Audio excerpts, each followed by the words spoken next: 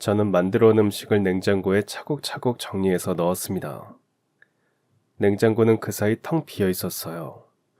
주방도 깨끗했습니다. 어머님은 여전히 제가 해오는 음식만 겨우 드시는 듯 했어요. 어머님, 반찬 여기 넣어놨어요. 국은 혹시 몰라서 냉동실에 넣어두었고요. 한 끼 드실 만큼만 소분해 두었으니까 꺼내서 데워 드시기만 하면 돼요. 거실 소파에 멍하니 앉아 계시는 어머님께 말씀드렸더니 어머님이 기운 없는 목소리로 고맙다고 대답하셨습니다. 날씨도 좋은데 오늘은 저랑 외식하시겠어요? 가까운 곳에 괜찮은 식당이 있거든요. 괜찮다. 네가 해온 음식이 저렇게 많은데 지금은 별로 생각도 없고. 어머님의 말씀에 저는 더 권유하지 않고 알았다고 하고 집을 나왔습니다. 아버님이 갑작스럽게 돌아가신 후 시어머니는 시름에 잠겨 계셨어요. 식사도 제대로 안 하시고 저렇게 집에만 계셨습니다. 이러다 어머님까지 잘못되실까봐 여간 불안한 게 아니었어요. 그나마 제가 할 수 있는 일이라고는 이렇게 자주 들여다보면서 어머님이 드실 만한 음식을 해서 나르는 게 전부였습니다. 얼른 기운을 차리셔야 할 텐데. 그렇게 혼잣말을 중얼거리면서 주차장에서 빠져나왔습니다. 한 10분쯤 갔을까요? 그제야 어머님 댁에 지갑을 두고 온 게 떠올랐습니다. 저는 얼른 방향을 바꿔서 어머님 댁으로 돌아갔습니다. 사실 며칠은 지갑이 없어도 큰 문제가 없었어요. 요즘은 핸드폰만 있으면 카드 결제도 다 되고 모바일 신분증도 있었으니까요. 하지만 겨우 10분 정도 운전한 상황이라 고민 없이 돌아갈 수 있었어요.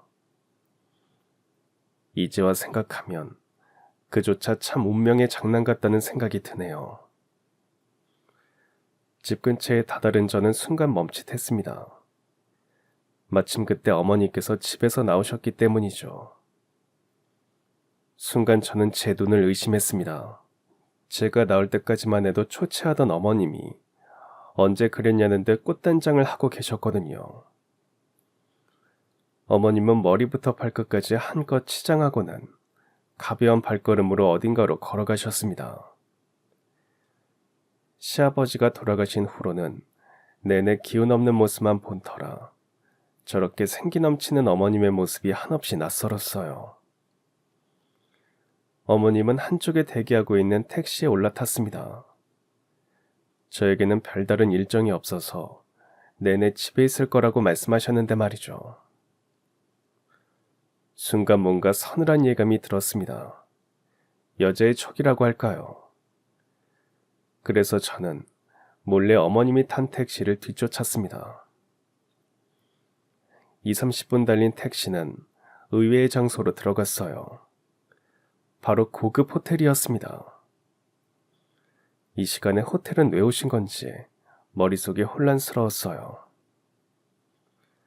그 사이 택시는 호텔 정문 앞에 멈춰섰고 저는 약간 거리를 둔 곳에 차를 세웠습니다. 곧 어머님이 택시에서 내리자 놀라운 광경이 벌어졌어요. 호텔 앞에 서 있던 한 남자가 어머님에게 다가간 겁니다. 어머님과 남자는 이미 아는 사이인 듯 자연스럽게 대화를 주고받으면서 호텔 안으로 들어갔어요. 저는 그 충격적인 장면을 목격하고는 한동안 멍하니 앉아 있었습니다. 눈앞에서 벌어진 일을 도무지 믿을 수 없었어요. 아버님이 돌아가신 지 한 달도 안 됐는데 모르는 남자와 호텔에 들어가다니요. 그것도 남편 또래나 되어 보이는 젊은 남자와 말입니다. 대체 이 상황을 어떻게 받아들여야 할지 고민하던 저는 떨리는 손으로 남편에게 전화를 걸었습니다. 핸드폰 너머로 평소와 다름없는 남편의 목소리가 들려왔어요. 저는 숨을 크게 내쉬고 제가 방금 본 상황을 얘기했습니다. 당연히 저는 남편이 깜짝 놀랄 거라고 생각했어요. 그런데 남편의 반응은 제 예상과 완전히 달랐습니다. 남편의 목소리는 착 가라앉아 있었어요. 놀라거나 당황한 기색은 전혀 없었습니다. 도리어 무언가를 예상하고 있었다는 듯 차분하고 침착한 반응이었어요. 나도 알아. 뭐라고? 알고 있었다고? 그게 무슨 소리야? 오히려 남편의 답변에 놀란 건 저였어요. 시어머니가 외도 중인 걸 남편이 알고 있었다니. 대체 이게 무슨 상황인가 싶었습니다. 일단 집으로 와. 와서 얘기하자. 남편의 목소리는 한층 더 무거워졌어요. 마치 오래전부터 준비하고 있던 이야기를 꺼낼 시간이 왔다는 듯한 어조였죠. 전화를 끊고 나니 머릿속이 더욱 복잡해졌습니다. 도대체 이게 무슨 상황인지 도무지 이해할 수 없었어요. 저는 차에 시동을 걸고 집으로 향했습니다. 그동안 제 머릿속은 온갖 추측과 의문들로 가득했어요. 과연 집에 가면 남편이 어떤 이야기를 들려줄지, 그리고 그 이야기가 얼마나 충격적일지 전혀 짐작할 수 없었습니다. 그러면서 자연스럽게 시어머니와 시아버지에 대해 떠올리게 됐어요. 사실 저희 시댁은 재혼 가정이었습니다. 남편의 친어머니는 남편이 어릴 때 병으로 일찍 돌아가셨다고 들었어요. 그 무렵 한창 회사를 키우느라 바빴던 시아버지는 어린 남편을 제대로 돌봐줄 여력이 없으셨다고 해요. 그래서 재혼을 고려하셨다고 합니다. 그때 시아버지의 눈에 띈 사람이 바로 지금의 시어머니였어요. 시어머니는 아버님 회사에서 비서로 일하고 계셨는데 사적인 일까지 챙기다 보니 자주 집에 왕래하게 됐다고 해요. 그러다 보니 어린 남편과도 자연스럽게 접점이 생겼죠. 아이가 없는데도 어린 남편을 곧잘 돌보는 시어머니를 보면서 이런 사람이면 남편을 잘 키울 수 있겠다 싶어서 재혼을 결심하셨다고 해요. 결혼 후 시어머니는 남편을 정말 친아들처럼 키우셨다고 합니다. 시아버지에게 아이를 갖지 말자고 먼저 제안한 것도 바로 시어머니였다고 합니다. 행여나 친자식이 생기면 전처의 아들인 남편에게 소홀해질까봐 그런 결단을 내리신 거였죠. 시어머님의 그런 결단에 당연히 아버님은 너무도 고마워하셨죠. 남편도 시어머니의 그런 은혜를 잘 알고 있었습니다. 시어머니가 친모가 아니라는 사실보다 자신 때문에 많은 걸 포기했다는 사실에 감동한 남편은 그 후 어머님을 더 살뜰히 모셨습니다. 괜찮은 식당을 발견하면 꼭 어머님을 모시고 가고 어머님이 조금만 편찮으셔도 곧바로 병원을 예약했어요. 아버님 역시 어머님이 남편을 키우기 위해 많은 걸 포기하고 살았다며 어머님을 살뜰히 챙기셨어요. 저는 그게 좋게 보였습니다. 배우자를 고를 때 그 사람의 부모를 보라는 말이 있잖아요. 어머님의 희생을 당연하게 여기지 않고 늘 고맙게 여기고 살뜰히 챙기는 아버님과 남편을 보면서 이런 집안이면 결혼해도 좋겠다는 생각이 들었어요. 그렇게 결혼을 준비하면서 처음에는 어머님과 더 가깝게 지낼 거라고 생각했어요.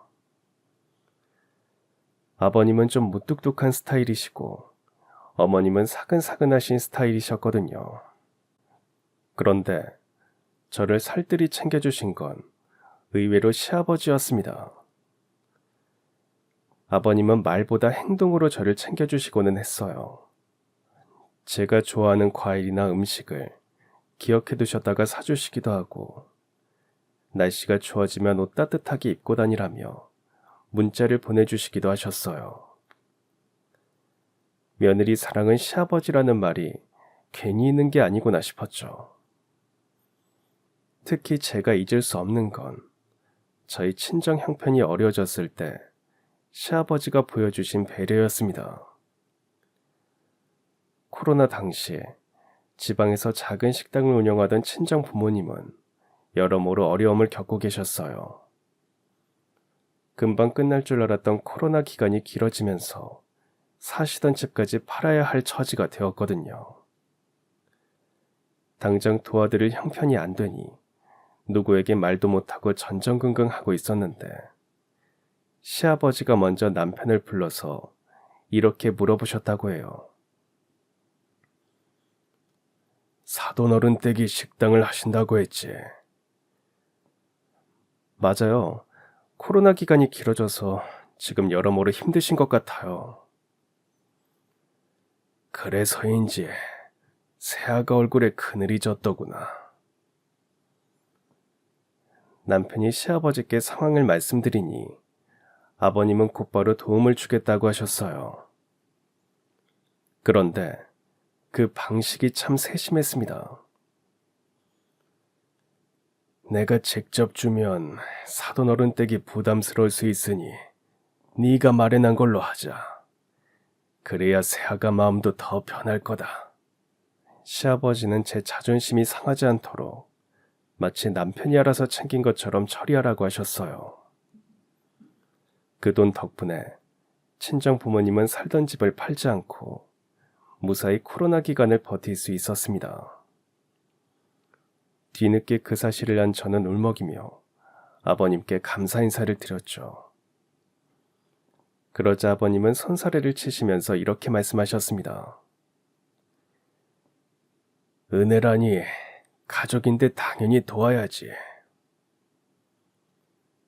그 후로 저는 시아버지께 더욱 정성을 다했어요. 아버님이 좋아하는 음식을 손수 만들어서 자주 가져다 드렸죠. 그러다 보니 자연스럽게 시댁을 자주 오가게 되었습니다. 아버님은 그때마다 활짝 웃으며 저를 반겨주셨어요. 하지만 묘하게 어머님에게는 거리감이 느껴졌어요. 아버님이나 남편 앞에서는 저를 티나게 챙겨주셨지만 둘만 있을 때는 묘하게 다른 느낌을 받았거든요. 하루는 시댁에 과일 바구니를 사간 적이 있어요. 남편은 일이 있어서 저만 잠깐 들른 참이었죠. 아버님은 예상대로 무척 좋아하셨습니다. 그러자 시어머니가 다가오셔서 과일 바구니를 받아들며 살갑게 말씀하셨어요. 새아가가 참 살뜰해요. 어쩜 이런 아이가 우리 집에 들어왔는지. 그 순간만큼은 정말 따뜻한 시어머니처럼 느껴졌어요. 그런데 아버님이 방으로 들어가시자마자 어머님의 태도가 완전히 바뀌었습니다. 앞으로는 이런 거 사오지 마라. 시집 온 지 1년도 더 됐는데 아직도 이렇게 체면치레를 하니? 툭 쏘아붙이는 말투에 저도 모르게 당황했습니다. 백화점에 갔다가 과일이 하도 싱싱하고 좋아 보여서 2분 드시라고 사온 건데 그걸 그렇게 해석하시니 서운했어요. 하지만 시어머니는 시아버지가 다시 나오시자 언제 그랬냐는 듯 표정을 바꾸셨습니다. 그때부터 시어머니의 이중적인 태도를 조금씩 눈치채기 시작했습니다. 아버님이나 남편이 있을 때는 늘 우리 며느리 하면서 티나게 저를 챙기셨지만 정작 둘이 있을 때는 전혀 다른 사람이 되셨거든요. 가장 충격적이었던 건 시어머니와 단둘이 차를 마시던 자리에서 일어난 일이었어요. 시아버지 앞에서는 우리 며느리 덕분에 집안이 화목하다며 과하게 칭찬하시던 시어머니가 그날은 작심한 듯 한마디 하셨습니다. 네가 아무리 살갑게 굴어도 며느리는 며느리일 뿐이야. 아무리 잘해도 친딸은 못 돼. 그건 알지? 맥락도 없이 갑자기 왜 그런 말씀을 하시는지 당혹스러웠어요. 한 번도 저를 딸처럼 여겨달라고 말한 적 없는데 말이죠. 그 후로는 시어머니와 단둘이 있는 게 어색하고 불편했습니다. 다행히 시댁에 갈 때는 대부분 남편과 함께 했기에 그런 순간이 많지는 않았어요. 그 무렵 시아버지의 회사는 점점 부침을 겪고 있었습니다. 아버님은 오랫동안 봉제 공장을 운영해 오셨어요. 예전에는 정말 잘 나가는 사업이었지만 몇 년 전부터 중국이나 동남아시아 시장에 밀려 의류 하청업 자체가 사양길로 접어들고 있었죠. 아버님은 결국 가족이 모두 모인 자리에서 회사를 정리하겠다고 말씀하셨습니다. 옛날 같으면 주문이 밀려서 밤을 새워도 못 따라갔는데 요즘은 공장 기계가 노는 날이 더 많구나. 더는 미련두지 않으려고 한다. 그렇게 말씀하시는 아버님의 표정이 무척 복잡해 보였어요. 평생을 바쳐 일한 사업을 정리한다는 게 쉬운 결정은 아니었을 겁니다. 그래서인지 남편이 조심스럽게 말했습니다. 아버지, 제가 이어받아서 해볼까요? 괜한 고생을 물려줄 수 없다. 이건 시장 자체가 죽은 거야. 너는 네 길을 가라. 무뚝뚝한 분이지만 늘 가족 생각부터 하시는구나.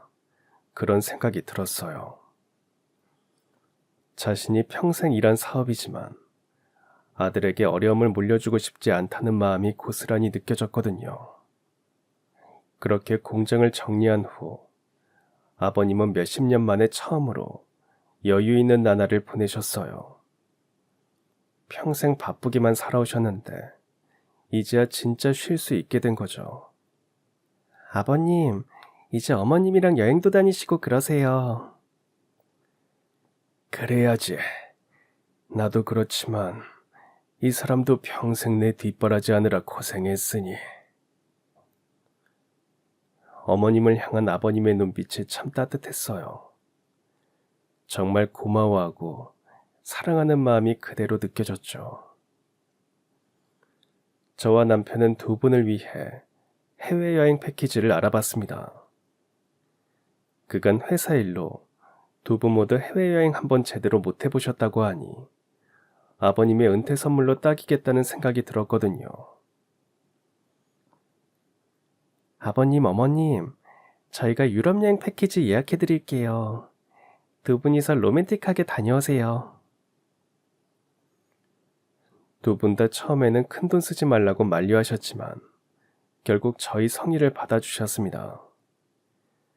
무엇보다 시어머니가 무척 기뻐하셨어요. 그렇게 두 분은 유럽 여행을 앞두고 평온한 나날을 보내고 계셨습니다. 하지만 여행을 고작 일주일 앞둔 어느 날 상상도 못한 비극이 저희 가족을 덮치고 말았습니다. 새벽 4시경이었어요. 갑자기 전화벨이 울렸습니다. 잠결에 전화를 받았는데 시어머니의 다급한 목소리가 들려왔어요. 너네 아버님이 갑자기 쓰러지셨다. 지금 구급차 타고 병원으로 가고 있어. 빨리 와라. 그 말을 듣는데 잠이 확 깼어요. 저는 얼른 남편을 깨웠습니다. 우리는 급하게 옷을 챙겨 입고 병원으로 달려갔어요. 응급실에 도착하니 온몸을 떨며 그 앞에 앉아있는 시어머니의 모습이 보였습니다. 남편이 어떻게 된 일이냐며 다가가서 묻자 어머님이 넉나간 표정으로 힘겹게 말씀하셨어요. 새벽에 갑자기 가슴을 움켜쥐시더니 숨을 못 쉬겠다고 하길래 얼른 119에 신고했지. 근데 구급차가 오는 사이에 의식을 잃어서.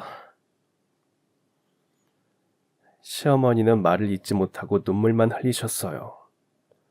저희도 덩달아 가슴이 철렁했습니다. 평소 아버님 심장이 좋지 않다는 건 알고 있었지만 이렇게 갑작스럽게 위험한 상황이 올 줄은 꿈에도 몰랐어요. 더군다나 이제 회사를 정리하고 건강을 챙기려던 참에 이런 일이 벌어지니 가족 모두 망연자실했습니다. 그 사이 응급실에서 의료진이 나왔습니다. 의료진은 무거운 표정으로 이렇게 말했어요. 급성 심근경색으로 오셨는데 안타깝게도 심장이 너무 오래 멈춰 있었습니다. 응급실에서 CPR을 시도하고 심장 충격까지 가했습니다만 아무래도 의식을 차리기에는 역부족이었습니다. 그 말을 듣는 순간 시어머니가 그 자리에서 털썩 주저앉으셨습니다. 남편과 저 역시 말을 잇지 못했어요. 평생을 회사 일로 바쁘게 사시면서 정말 성실하게 살아오신 분이었는데 이제야 여유를 즐기려던 참에 이렇게 갑작스럽게 떠나시다니. 너무도 큰 비극 앞에 가족은 모두 침묵할 수밖에 없었습니다. 장례식장 분위기 역시 비통했어요. 직원들은 물론 거래처 사람들도 모두 찾아와서 아버님의 죽음을 애도했습니다. 어머님은 아버님의 영정 사진을 보면서 하염없이 눈물만 흘리셨어요. 결국 어머님은 이틀째 되는 날 조문객에게 인사를 하다가 그대로 쓰러지고 마셨습니다. 물도 제대로 안 드시고 너무 많이 울어서 탈수 증상이 온 거였어요. 여기에 과로와 스트레스가 겹쳐서 실신하신 거였죠. 저는 그런 어머님이 너무 걱정됐습니다. 그동안 거리감을 느꼈던 것도 사실이지만 이렇게 충격을 받으신 모습을 보니 마음이 아팠어요. 아버님을 얼마나 사랑하셨으면 저렇게까지 슬퍼하실까 싶었습니다. 남편 역시 이러다 어머님마저 잘못되면 어쩌나 걱정이 이만저만이 아니었어요. 아버님의 장례식이 끝난 후 저는 수시로 시댁에 가서 어머님을 살폈어요. 아버님이 떠나고 텅 빈 집에 혼자 계실 어머님이 너무 걱정됐거든요. 눈에 띄게 수척해진 어머님을 위해 갈 때마다 전복죽이며 삼계죽 같은 걸 요리해서 가져갔습니다. 다행히 제가 만들어간 음식은 조금이나마 드셔서 일주일에 2-3번 정도는 음식을 해서 날랐습니다. 그날도 모처럼 밑반찬과 음식을 해서 어머님 댁에 가져다 드린 참이었어요. 그러다 지갑을 두고 온 바람에 시댁에 돌아갔다가 꽃단장을 하고 집을 나서는 어머님을 발견한 거였죠. 방금 전까지만 해도 기운이 없다면서 침대에만 누워 계시던 분이 화장까지 곱게 마치고 어딘가로 가는 모습을 보고 저도 모르게 어머님이 탄 택시를 뒤쫓았습니다. 그러다 웬 젊은 남자와 어머님이 함께 호텔에 들어가는 모습을 보고는 기함한 참이었어요. 그런데 더욱 놀라운 건 남편의 반응이었습니다. 나도 알아. 제 말에 남편은 한동안 침묵하더니 이렇게 답했어요. 그러더니 일단 집으로 오라고 말했습니다. 남편이 시어머니의 외도 사실을 이미 알고 있었다니 머릿속이 복잡했어요. 도대체 언제부터 알고 있었던 걸까? 어머님은 언제부터 외도를 저지르고 계셨던 걸까? 설마 아버님이 돌아가시기 전부터 바람을 피우셨던 걸까? 온갖 의문이 꼬리에 꼬리를 물고 이어졌습니다. 그 사이 집에 도착했고 저는 서둘러 주차장에 차를 대고 집으로 들어갔어요. 남편은 주방 식탁에 앉아 있었습니다. 식탁 위에는 웬 서류 봉투가 하나 놓여 있었어요. 저는 남편의 맞은편에 앉으면서 다급하게 물었습니다. 여보, 이게 대체 무슨 일이야? 당신은 알고 있었다니 뭘 어디까지 알고 있는 거야? 제 물음에 남편이 서류 봉투 안에서 사진 한 장을 꺼내서 제게 보여줬어요. 당신이 봤다는 남자, 이 남자 맞아? 한 남자가 누군가와 전화를 하면서 웃고 있는 모습이 찍혀 있었어요. 어머님과 함께 호텔에 들어간 그 남자가 분명했습니다. 맞아. 이 남자 누구야? 어머님이 진짜 바람을 피우신 거야? 바람을 피운 건 아니야. 이 남자 어머니 친아들이거든. 생각지도 못한 남편의 답변에 저는 놀라서 되물었어요. 어머님의 친아들이라니 이게 대체 무슨 소리인가 싶었습니다. 그게 무슨 소리야? 어머님한테 자식이 있었어? 말하자면 숨겨둔 자식이지. 알고 보니 어머님에게는 숨겨둔 혼외자가 있었어요. 어머님이 20대 초반에 낳은 아이니 아버님 회사 입사하기도 전에 낳은 아이였죠. 어머님은 이 사실을 숨기고 아버님과 재혼을 한 거였어요. 남편은 내밀한 이야기를 털어놓았습니다. 실은 아버지가 돌아가시기 전에 나한테 하신 얘기가 있어.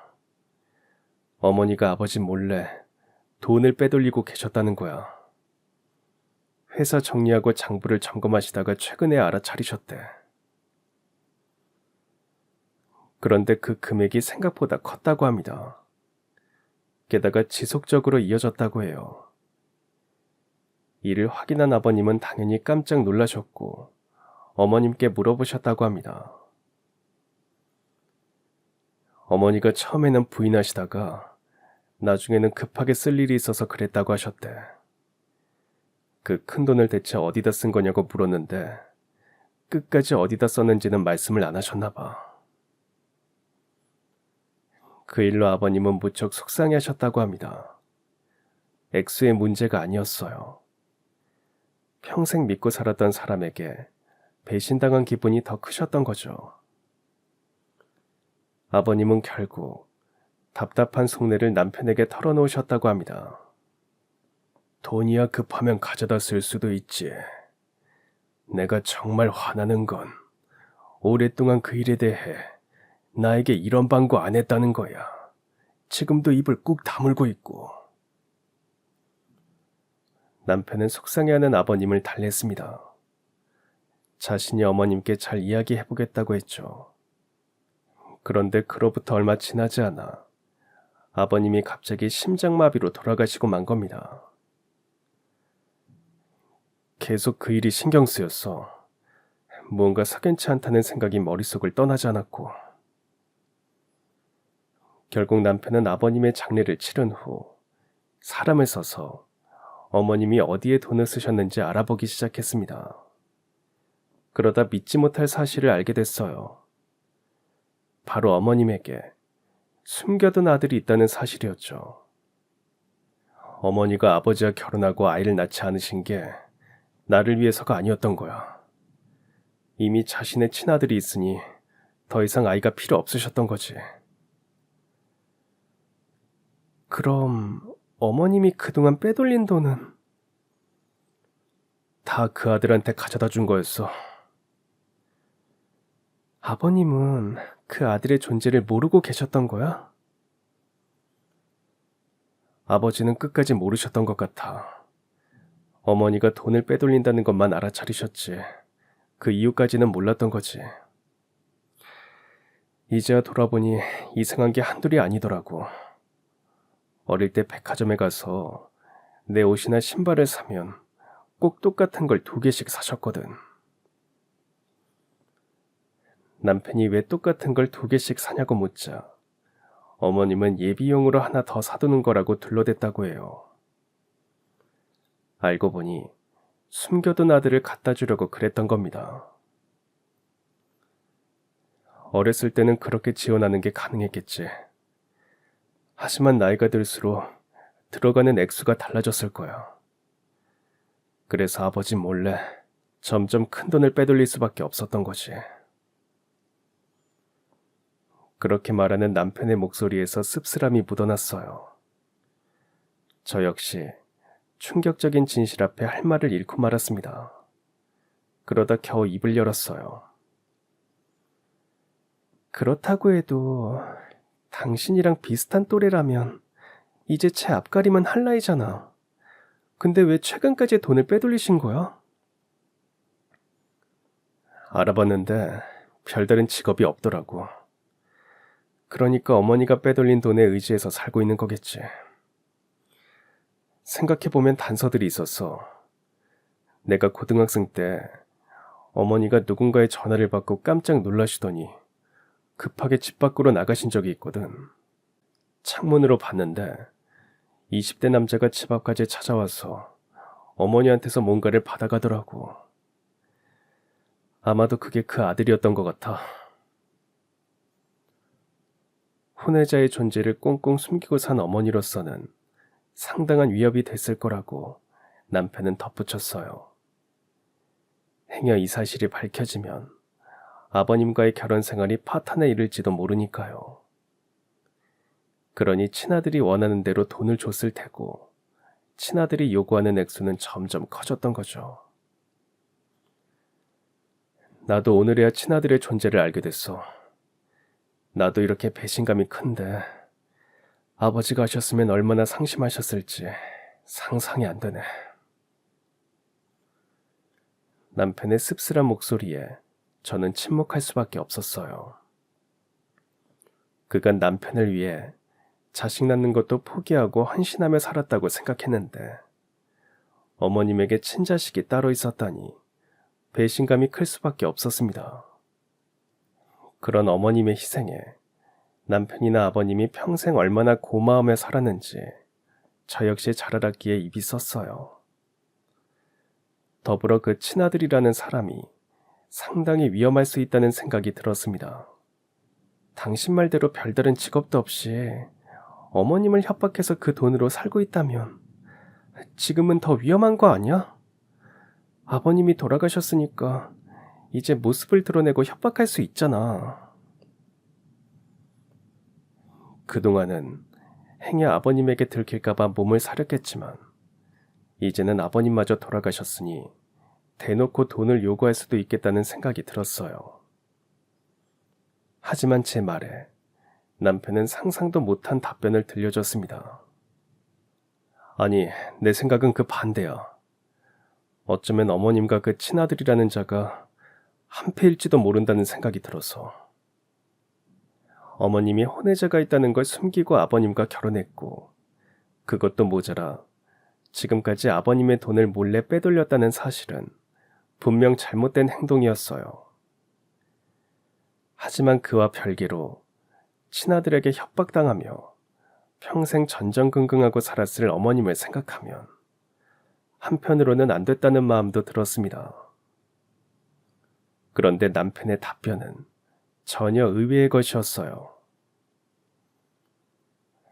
아버지 돌아가시고 얼마 전에 유품을 정리하러 집에 갔다가 컴퓨터에서 이상한 검색 기록을 발견했거든.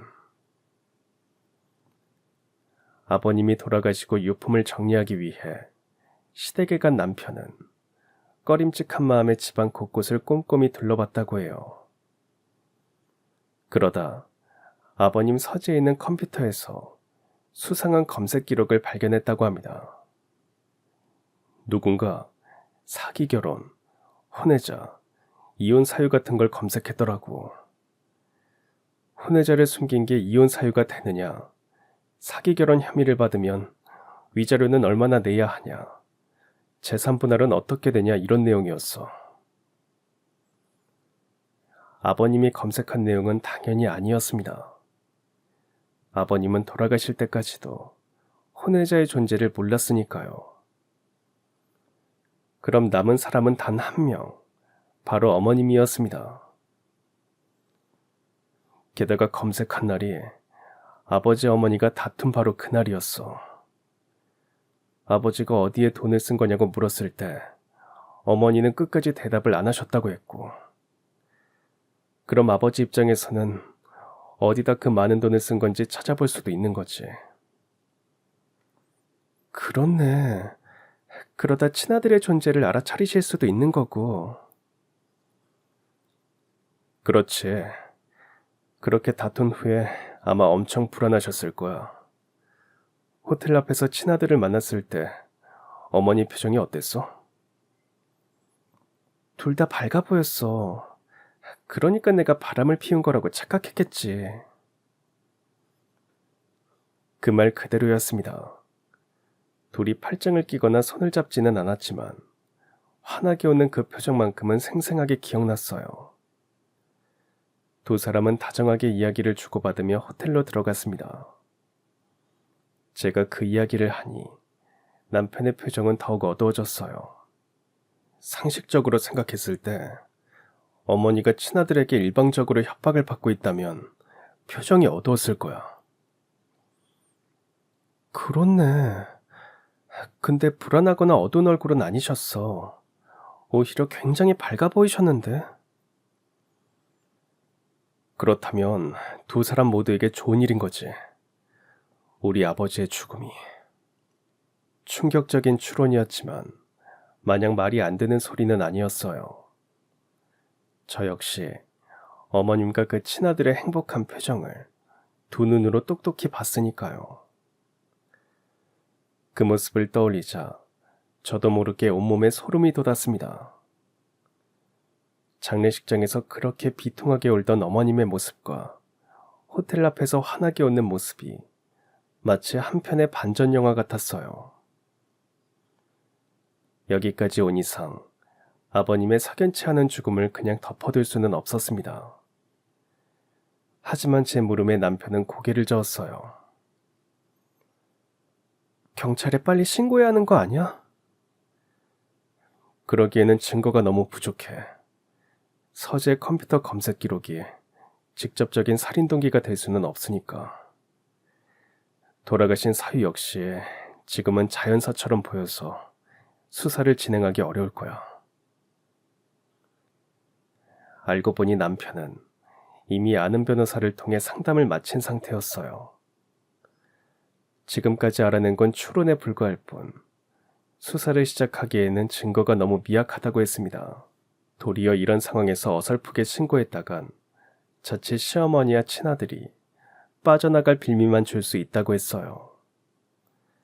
거기까지 들으니 가슴이 답답했습니다. 심적 증거는 이렇게 차고 넘치는데 결정적인 증거가 없어서 손을 놓고 있어야 한다니. 제 속이 이런데 남편 속은 오죽할까 싶었습니다. 아무래도 증거를 더 찾아야 할 것 같아. 최대한 눈에 띄지 않게 말이야. 수상한 낌새를 눈치채면 그쪽에서 먼저 증거를 없앨 수도 있으니까. 아직까지는 그쪽에서 별다른 눈치를 채지 못한 것 같다고 말했어요. 그래도 혹시 모를 사태에 대비해서 호텔에 있는 카페처럼 폐쇄적인 곳에서 만남을 이어가는 것 같다고 말했습니다. 저와 남편은 잠시 침묵했어요. 그러다 제가 먼저 이런 제안을 했습니다. 어머님 핸드폰에는 뭔가 증거가 남아있지 않을까? 요즘엔 수사하면 무조건 핸드폰부터 본다잖아. 오늘도 친아들을 만났는데 그 전에 뭐로 연락했겠어? 핸드폰으로 했겠지. 그렇지만 핸드폰을 빼돌리기가 쉽지 않잖아. 맞는 말이었습니다. 핸드폰은 항상 소지하고 다니는 편이니까요. 그 순간 제 머릿속에 아이디어 하나가 떠올랐어요. 저는 남편에게 말했습니다. 내가 어머님 핸드폰을 확인해 볼게. 방금 좋은 방법이 생각났거든. 제 말에 남편은 고개를 끄덕이면서도 너무 위험한 일은 하지 말라고 당부했습니다. 저는 알겠다고 답했어요. 그리고 며칠이 지나기를 기다렸다가 다시 시어머니 댁에 방문했습니다. 어머님은 휘둥그레진 눈으로 저를 바라봤어요. 아니, 연락도 없이 어떻게 왔니? 제가 연락을 드리는 걸 깜빡했어요. 마침 전복이 너무 싱싱해서 전복구이를 좀 해왔거든요.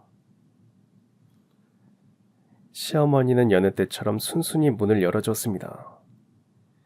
시아버지가 돌아가시고 주에 2, 3회는 꼬박꼬박 시댁에 방문하고 있으니 별다른 의심을 하지 않았어요. 그리고 저는 챙겨온 음식을 냉장고에 정리했습니다. 그때 초인종이 또 한 번 울렸어요. 참, 오늘 물리치료사 선생님 오시는 날이죠. 그래, 네가 온다고 연락했으면 시간을 뒤로 미뤘을 텐데. 아니에요. 치료받고 계세요. 그동안 저는 주방 좀 정리할게요. 그 사이 물리치료사 선생님이 집 안으로 들어왔습니다. 그렇습니다. 시어머니는 매주 2번씩 물리치료사를 집으로 불러서 치료를 받으셨어요. 선생님이 방문하시는 시간과 요일을 정확히 알고 있었기에 일부러 그 시간에 맞춰서 집으로 방문한 참이었습니다. 물리치료사 선생님 역시 저를 보고는 의아해하셨어요. 어머, 안녕하세요. 작은 사모님도 계셨네요. 네, 제가 선생님 오시는 날이라는 걸 깜빡했네요. 어머님 치료받으시는 동안 저는 집 정리 좀 할게요. 시어머니는 순순히 고개를 끄덕이고는 치료를 받기 위해 안방으로 들어가셨습니다. 두 사람의 발걸음 소리가 멀어지고 방문이 닫히는 소리를 듣자마자 저는 재빨리 거실을 살폈어요. 하지만 거실 어디에도 핸드폰이 보이지 않았습니다. 아무래도 핸드폰을 안방에 두신 듯 했어요. 낭패라는 생각이 들었지만 이대로 물러날 수는 없었습니다. 저는 얼른 마실 것을 따라서 쟁반에 받치고 안방으로 들어갔어요. 어머님은 이미 엎드려 누운 상태였습니다. 저는 두 분에게 사근사근 얘기했어요. 오늘 날이 덥잖아요. 선생님 오시느라 힘드셨을 텐데 마실 거 한 잔 안 드린 게 생각나서요. 아이고, 감사합니다. 안 그래도 목이 마르던 참이었는데. 치료사 선생님은 다행히 흔쾌히 답하면서 음료를 드셨습니다. 그 사이 저는 협탁 위에 놓인 어머님의 핸드폰을 얼른 주머니에 넣었어요. 그 순간 어찌나 심장이 두근거리던지 긴장감에 손끝이 바르르 떨렸습니다. 그렇게 안방에서 나온 저는 재빨리 어머님의 핸드폰을 무음으로 바꿨습니다. 제가 핸드폰을 확인하는 사이 벨소리라도 울리면 의심을 받을 테니까요. 핸드폰을 켜자 비밀번호를 입력하는 칸이 떴어요. 저는 능숙하게 시어머니의 핸드폰 비밀번호를 풀었습니다. 이미 알고 있었기 때문이죠. 인터넷 뱅킹을 할 때 몇 번 저에게 도움을 요청하면서 비밀번호를 알려주셨는데 다행히 그 번호 그대로였습니다. 화면이 열리자마자 저는 가장 먼저 메신저 프로그램부터 확인했어요. 거기에는 제가 예상했던 것보다 훨씬 더 충격적인 대화들이 고스란히 남아 있었습니다. 엄마, 이번에도 그 약 2배로 받아와. 그 남자 약봉투에 섞어 넣으면 돼. 그리고 어차피 곧 들킬 것 같다며. 그럼 그 전에 처리해야지. 이번이 마지막 기회야. 나중에 후회하지 마. 저는 제 눈을 의심했습니다. 그건 누가 봐도 범행을 모의한 대화였어요. 좀 더 최근의 대화를 살피니 이런 내용도 있었습니다. 일 끝나면 유산 절반은 내 거라는 거 그 약속 잊지 마. 놀랍게도 그건 아버님의 장례식 때 주고받은 문자였어요. 시어머니가 울다가 혼절해서 응급실에 실려간 바로 그날이었습니다. 그걸 보는데 손이 벌벌 떨리면서 등골이 오싹해졌어요. 그 모든 게 다 연기였다니 믿기지 않았습니다. 저는 재빨리 사진첩으로 들어갔어요. 거기엔 약봉투 사진이 여러 장 찍혀 있었습니다. 메모장에는 아침 한정, 점심 한정, 저녁은 안 줘도 됨 같은 기록이 남아 있었어요. 약 복용 시간을 세세하게 적어둔 걸 보고 저는 손끝이 차갑게 식는 걸 느꼈습니다. 마지막으로 제 숨을 완전히 먹게 만든 건 음성 메시지 파일이었습니다. 왜 전화를 안 받아? 그 남자 죽었다고 입 싹 닦으려는 건 아니지? 엄마 정신 차려. 엄마랑 나랑 범에 모의한 흔적들 내 핸드폰에 고스란히 남아있으니까. 내가 이거 들고 경찰서 가는 순간 엄마 인생은 끝장이야. 그 목소리를 듣는데 하마터면 핸드폰을 떨어뜨릴 뻔했습니다. 손바닥은 어느새 식은땀으로 젖어 있었어요. 하지만 이대로 멈출 수는 없었습니다. 시아버지의 억울한 죽음을 밝히기 위해 저는 모든 대화를 캡처하고 사진을 옮기고 메모까지 꼼꼼히 저장했어요. 그러면서도 수시로 시간을 확인했습니다. 1시간 안에 그 모든 일을 마치고 저는 시어머니가 늘 핸드폰을 올려놓는 거실 협탁 위에 핸드폰을 올려두었습니다. 그리고 주방으로 가서는 못다한 일을 불이 나게 마무리했어요. 심장이 얼마나 뛰던지 여러 번 그릇을 놓칠 뻔했습니다. 아니나 다를까 시어머니는 물리치료를 받고 나오자마자 핸드폰부터 찾았어요. 그 사이 저 역시 일을 마무리하고 어머님을 돌아봤습니다. 어머님, 전복구이 데워놨으니까 바로 드시면 돼요. 냉장고에 밑반찬도 채워놨어요. 그럼 저는 들어가 볼게요. 그렇게 인사를 드리고 아무렇지 않은 척 집을 나왔습니다. 주차장에 가서 차에 올라타자 그제야 긴장이 풀리면서 저도 모르게 깊은 숨을 내쉬었어요. 저는 감정을 좀 추스른 후 남편에게 전화를 걸었습니다. 여보, 나야. 다 확인했어. 당신 말대로 어머님이랑 그 친아들이란 작자가 공모해서 아버님을 그렇게 만든 게 맞았어. 그 말을 하는데 목소리가 파르르 떨렸어요. 남편은 잠시 침묵하다가 제 상태부터 물었어요. 당신은 괜찮아? 운전할 수 있겠어? 괜찮아. 이제 좀 진정됐어. 그럼 내가 주소 하나 보낼게. 거기로 바로 와줄래? 남편이 보낸 주소는 로펌의 주소였습니다. 도착하니 남편이 먼저 와서 기다리고 있었어요. 저희는 변호사에게 제 핸드폰에 남은 증거들을 모두 전달했습니다. 변호사를 통해 사건을 접수하자 모든 게 빠르게 진행되었어요. 경찰은 시모와 아들 간의 통화 내역, 계좌 이체 기록, 약품 구매 내역을 빠르게 확보해 나갔습니다. 변호사를 통해 수사 상황을 들으면서도 행여 시어머니나 친아들이라는 자가 눈치챌까봐 저나 남편이나 평소처럼 행동하려고 노력했어요. 남편은 매일 어머님께 안부 전화를 드렸죠. 그렇게 며칠이 지나고 저는 여느 때처럼 시어머니 댁을 찾아갔습니다. 반찬을 가져다 드리기 위해서였죠. 어머님은 여전히 아버님을 잃은 슬픔에 빠져 힘겹게 지내는 것처럼 보였습니다. 하지만 이미 진실을 아는 제 눈에는 그 모습이 더욱 소름 끼치게 다가왔어요. 저는 주방으로 가서 국을 데웠습니다. 그 사이 시어머니는 거실에서 누군가와 통화를 하고 있었어요. 한껏 목소리를 낮춰서 통화를 하시는데 한마디가 또렷하게 제 귀에 들어왔어요. 조금만 기다려. 방법을 찾아볼 테니까. 순간 심장이 덜컥 내려앉는 듯 했습니다. 그 친아들이라는 자와 통화를 하는 게 분명했어요. 그런데 바로 그때였어요. 초인종 소리가 울렸습니다. 시어머니는 잠시 저를 곁눈질로 바라보더니 전화를 끊고 현관 앞으로 갔습니다. 그리고 현관문 너머에서 곧 낮고 단호한 목소리가 들려왔습니다.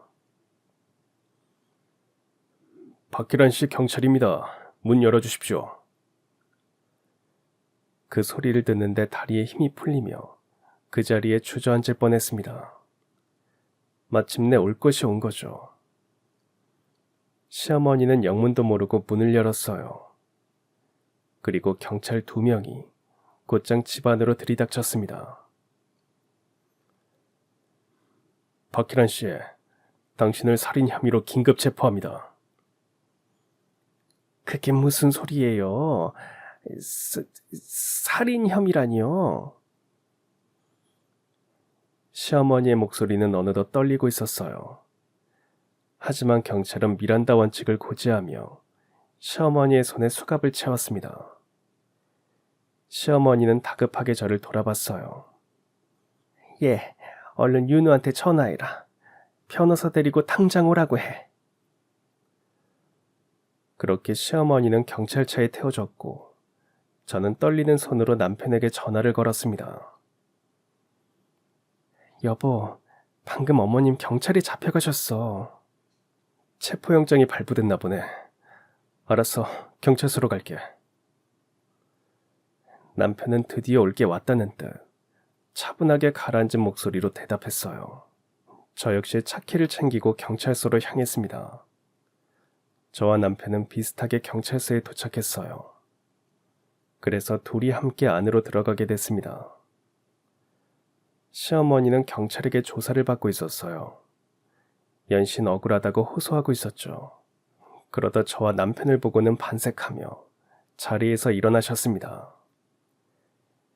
아유, 왔니? 근데 변호사는 어디다 두고 너 혼자 왔어? 이게 지금 말이 되는 상황이니? 네 아버지는 심장마비로 갔는데 내가 살인 혐의라니. 말도 안 되는 상황이지. 순간 남편의 얼굴이 차갑게 굳었어요. 곧 남편의 입에서 낮고 단호한 목소리가 흘러나왔습니다. 이제 그만하세요. 아버지한테 무슨 짓을 했는지 전부 다 알고 있으니까. 무슨 소리를 하는 거냐? 내가 뭘 했다고 그래? 아버지가 드시던 약을 이중으로 처방받았잖아요. 그것도 모자라서 온라인으로 추가 구매까지 하고는. 그걸 아버지가 평소 드시던 약에 섞은 거 아닙니까? 그래서 아버지가 심장마비로 그렇게 가신 거 다 알고 있다고요. 순간 시어머니 얼굴이 싸늘하게 굳더니 곧 핏기가 가시듯 창백해졌습니다. 말을 잇지 못하는 시어머니 앞에서 남편은 마지막 쐐기를 박았어요.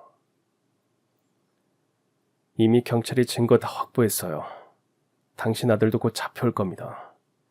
둘이 공모한 정황도 다 드러났으니까. 시어머니는 잠시 침묵하더니 갑자기 그 자리에서 무릎을 꿇었어요. 그러더니 눈물을 뚝뚝 흘리기 시작했습니다. 방금 전까지만 해도 억울하다고 호소하더니 갑자기 태도를 싹 바꾼 겁니다. 윤우야, 엄마 말 좀 들어봐. 내 아들은 너 하나뿐이야. 공모라니 당치도 않다. 내가 그 자식한테 당한 거야. 협박을 당해서 어쩔 수 없이 그렇게 한 거라고. 엄마 한 번만 살려주면 안 되겠니? 내가 어리석었어. 그놈이 하도 무섭게 협박을 해서 얼결에 그랬다. 제발 날 좀 도와다오. 그 순간 남편이 눈이 붉어졌어요. 그러더니 피를 토하듯 이렇게 말했습니다. 평생 아버지를 속이고 나를 속인 것도 모자라서 결국은 그런 끔찍한 짓까지 저지르다니. 당신은 이미 선을 넘은 거야. 선을 넘어도 한참 넘었다고. 그러니 사죄하지 마. 받아줄 생각 없으니까. 감옥 가서 평생 죗값 치르면서 살아. 그게 나나 아버지에게 속지 않은 길이니까. 남편은 그렇게 말하고는 시어머니의 손을 뿌리치고 돌아섰어요. 그러자 시어머니가 남편의 등 뒤에 대고 발악했습니다. 내가 널 어떻게 키웠는데, 내 인생 다 바쳐서 널 키웠는데 네가 사람이야? 은혜를 원수로 갚아도 유분수지. 하지만 남편은 더 이상 대꾸하지 않았어요. 경찰은 소란을 피우는 시어머니를 유치장에 가뒀습니다. 그 사이 남편과 저는 경찰서를 빠져나왔어요. 흐느끼며 오는 남편을 다독이며 저 역시 한참을 울었습니다. 며칠 뒤 친아들과 시어머니는 증거인멸과 도주 우려가 있다며 구치소에 수감되었습니다. 그리고 얼마 전에 드디어 1심 판결이 나왔어요. 시어머니와 친아들은 재판장에서도 서로를 탓하며 아귀다툼을 벌였습니다.